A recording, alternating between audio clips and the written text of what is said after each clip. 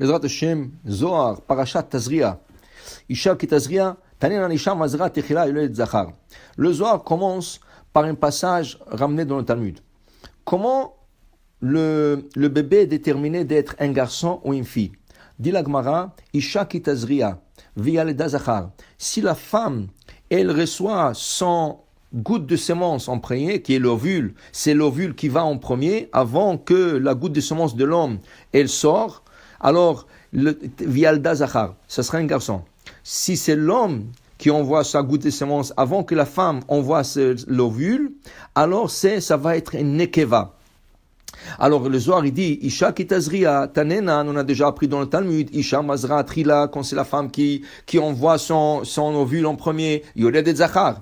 Rabbi Acha, alors Rabbi Acha amar tanena kuchabrichu gazar alaitipa iudachar inukba. On a étudié déjà que c'est Akadosh Baruch Hu qui décide est-ce que le bébé chez cette femme va être un garçon ou une fille. Vient Rabbi Abba, il veut comprendre.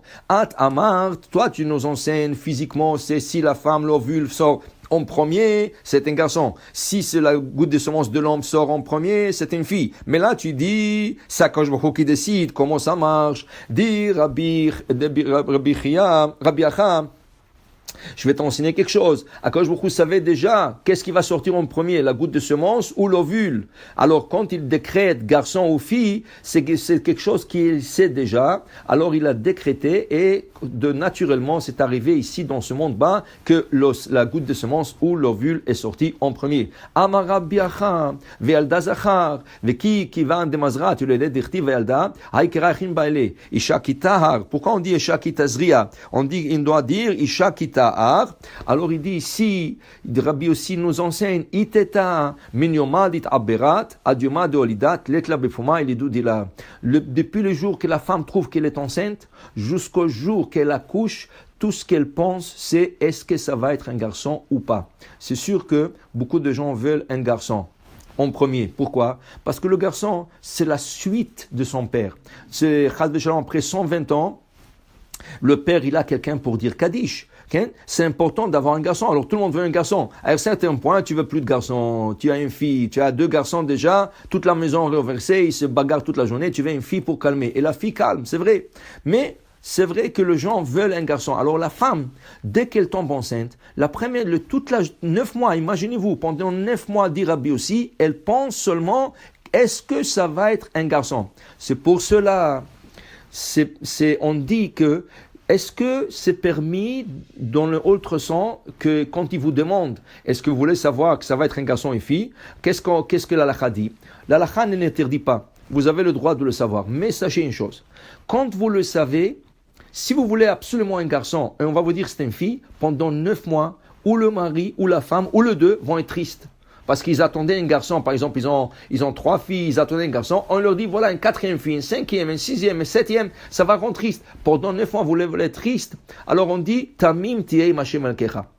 Tamim tiei mashem alkecha veut dire, soit innocent, soit pieux, laisse les choses avancer comme ils veulent, et Bezrat Hashem, c'est que ça va être. Ça va être un garçon, Baruch Haba. Ça va être une fille, Baruch Hanimtza. Alors, c'est pas important. Alors c'est pas interdit de demander. Mais, psychologiquement, ça peut affecter quelques personnes. C'est pour ça, on ne demande pas, on ne veut pas savoir. Et Bezrat Hashem, quand ça viendra, ça viendra. Mais on voit que même la femme enceinte, selon Rabbi aussi, pendant 9 mois, elle y pense. Isha ki tazria, Rabbi Chizkiya patach, dit Rabbi Chizkiya.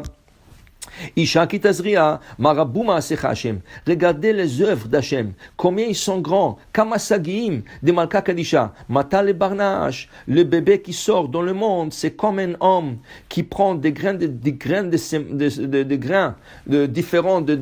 types que ce soit des légumineuses, de blé, de l'orge, de pois chiches, n'importe quoi.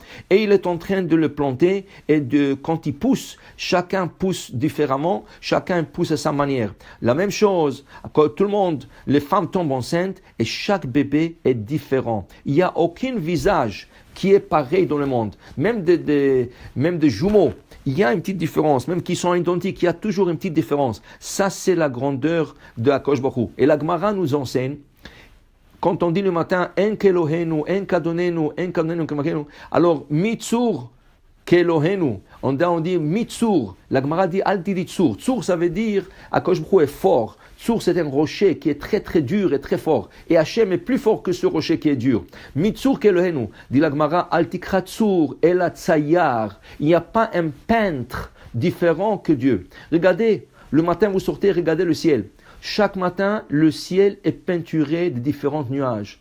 Il y a des nuages comme ça, il n'y a pas de nuages, il y a un peu de nuages, il y a beaucoup de nuages, il y a des nuages qui sont épais, il y a des nuages qui sont fins, il y a un beau dessin dans le nuage, on peut voir des images dans le nuage. Tsur, c'est un tsayar, c'est un peintre qui fait peindre le ciel. De la même manière qu'il peint le ciel, il peint aussi sa création. Et les bébés qui sortent, ils sont différents un de l'autre, comme s'ils étaient dessinés par Akadosh Baruch Hu. Alors il dit ici, ça c'est la chokhma et la grandeur d'Akadosh Baruch Hu. Baruch Adonai Le'olam. Amen ve Amen.